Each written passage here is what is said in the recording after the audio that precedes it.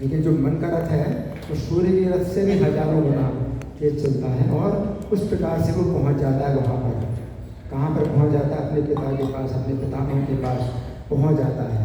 और स्वप्न निर्वृत्ति लक्षणम अनुभवति, और जो आनंद प्राप्त करता है वो स्वप्न की निर्वृत्ति का है। स्वप्न क्या होता है? क्षणिक होता है।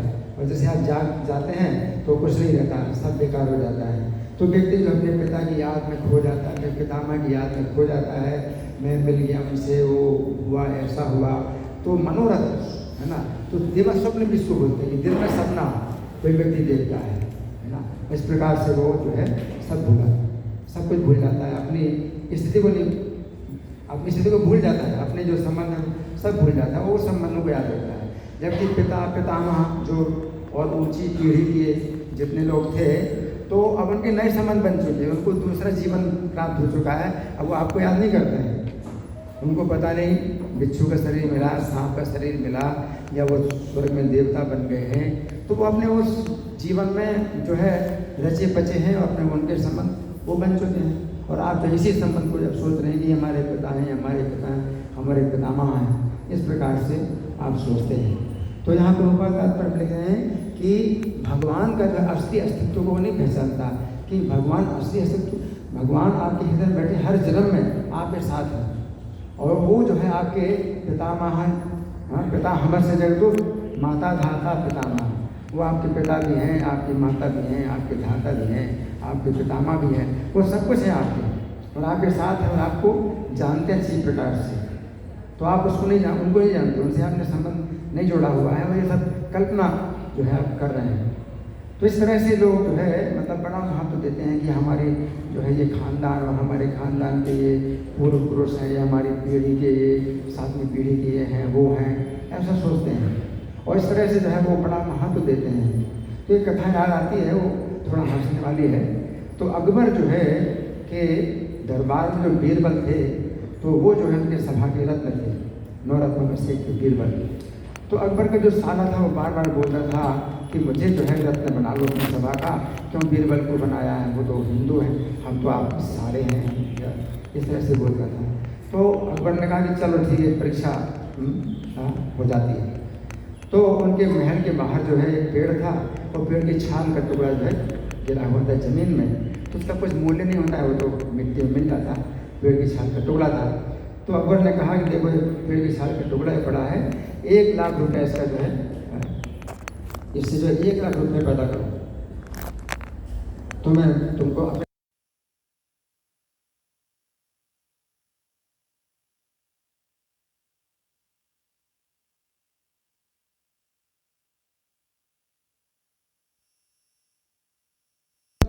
ये पेड़ की छाल का ये जो टुकड़ा है, इससे 1 लाख रुपया बनाओ। बीरबल बोले जहाँ बनाए आप 1 महीने की मोहलत दीजिए। ठीक है, 1 महीने की मोहलत दिया। तो वो पेड़ की छाल का जो टुकड़ा था, उन्होंने खूब पीसा, खूब बढ़िया अंजन, जैसे आँख का अंजन होता है वैसा अंजन बनाया। आप किसी शहर में गए जहाँ कोई जानता नहीं है, और अपना वेश बदल लिया, और बड़े जो है मतलब उसमें आ गए एक विशेष प्रकार के जो है एक व्यक्ति जो कि वो जानते हैं, कुछ विद्या जानते हैं, और डुग्गी पिटवा दी उस शहर में कि भाई एक ऐसे जो है व्यक्ति आए हुए हैं जो कि विद्या जानते हैं, और कोई व्यक्ति जो है अगर अपने ऊपर की 7 पीढ़ियों का दर्शन करना चाहे, पिता का, पिता की पिता का, 7 पीढ़ियों का दर्शन करना चाहे तो दर्शन करा सकता हूँ मैं। तो अब पूरे शहर में जो है मुनादी पिट गई। तो सब लोग सोचते भाई ऐसा विद्या है किसी व्यक्ति के पास। तो एक सेठ थे, बड़े धनवान थे। सेठ जी आप करो, तो 1 लाख रुपया लेते हैं, वो 1 लाख रुपये लेते हैं, तो आप जो है करो। अब सेठ जी के पास जो है मतलब एक वो इज्जत की बात आ गई कि अगर मैं ना करूँगा तो फिर मेरे लिए जो है मतलब ये बड़ी लज्जा की बात होगी, भाई मैं अपने पिता उनका आदर नहीं करता हूँ। तो 1 लाख रुपया दे करके वो बोले ठीक है भाई, मुझे जो है अपने पिता और पिता के 7 पीढ़ियों का दर्शन करा दो।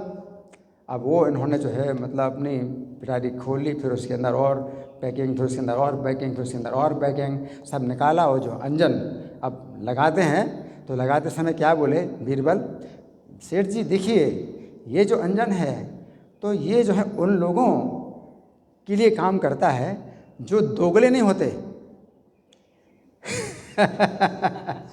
यह मतलब कहने का यह है कि अगर आपकी माता का संबंध किसी से नहीं हुआ है ना, तो आप उसी पीढ़ी में हैं, तब तो आपको दिखाई देंगे। या पिता की माता का किसी से संबंध नहीं हुआ, हाँ, तब तो आपको दिखाई पड़ेंगे, लेकिन नहीं तो नहीं दिखाई। तो उन्होंने ऐसे नहीं कहा भाई जो दोगले होते हैं उनको नहीं दिखाई पड़ते हैं। अब शेर जी अंदर से डर गए, अगर नहीं दिखाई देंगे तो फिर तो मतलब बड़ी लज्जा की बात होगी। तो अंजन लगाया, शेर जी दिखाई दे रहे हैं? बोले हाँ जरूर दिखाई दे।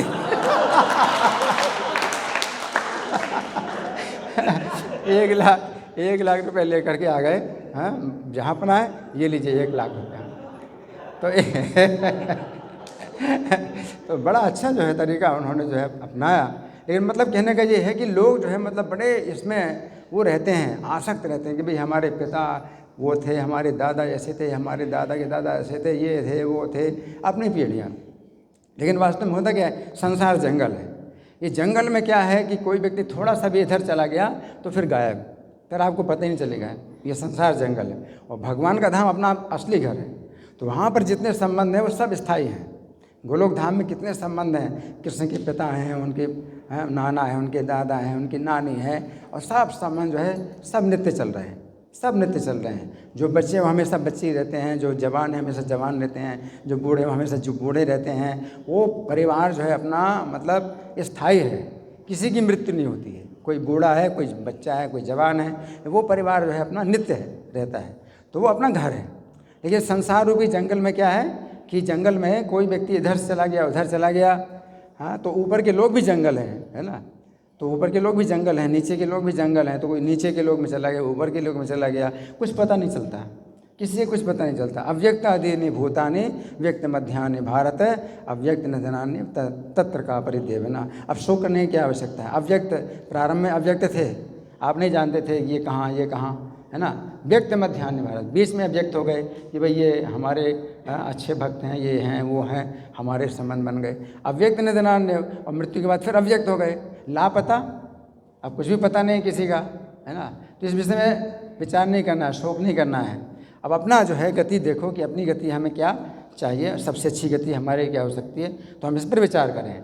तो संसार रूपी जंगल है, तो यहाँ सुखदेव गोस्वामी बता रहे हैं कि संसार रूपी जंगल में जो है मतलब आप आ गए हैं तो यहाँ पर कोई संबंध नहीं बनते हैं। और जंगल के रास्ते इतने जो है भूल भुलैया जैसे हैं कि कोई व्यक्ति इस रास्ते में चला गया तो फिर उसको फिर पता नहीं चलेगा कि मैं कहाँ से आया हूँ, है ना। तो हर व्यक्ति जो है चला जाता है इधर उधर, तो अपने पिछले जन्म की कुछ याद नहीं रखता, ना किसी संबंध रखता है। वो किसी को छिपकली का शरीर मिल गया है, किसी को मेढक का शरीर मिल गया है, या किसी को चूहे का शरीर मिल गया है। तो इस तरह से सब जो है मतलब स्थिति अव्यक्त रहती है, जंगल है। आप अपने घर में जाइए तो आपका जो घर का जो संबंध, घरेलू संबंध होते हैं वो स्थायी हैं। तो भगवान का धाम है, आप भगवान के साथ संबंध जोड़ेंगे तो आप जो है फिर अपने घर में पहुंच जाएंगे, और उसमें जो है जितने भी संबंध हैं वो सब भगवान को केंद्र बना करके सब संबंध जो है स्थायी बनेंगे। हरे कृष्ण।